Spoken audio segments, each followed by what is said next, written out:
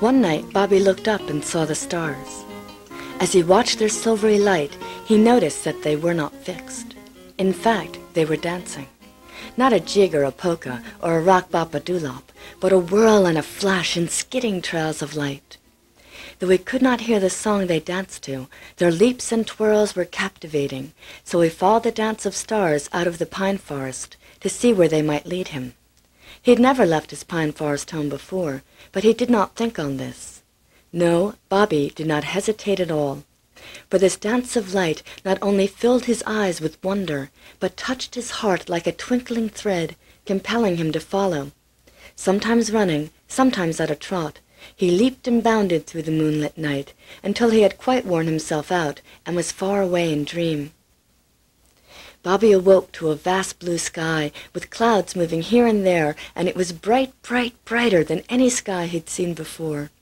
Tall grasses, cool and green, were soft beneath his paws, and his step was light. Everywhere he looked there was something new. Purple mountains, seagulls, and a bright orange hot air balloon way above his head.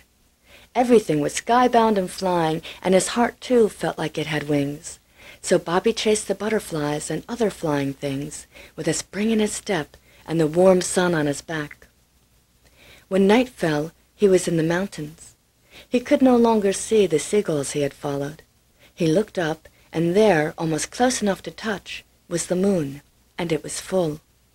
He howled to get her attention, and when she cast her light in his direction, the tree beside him became silvery, and he could see as clear as day. "Do you know where the seagulls have gone?" he asked. The little girl blew into autumn on a wild, whirling breeze. Leaves danced around her, and she laughed as the wind tossed her skirt. Bobby pranced into a field of wildflowers, spring tingling his toes. Sunlight streamed like stairways from his pine forest home, but he followed a salamander skittering off in the other direction, and Bobby's heart was strong and full.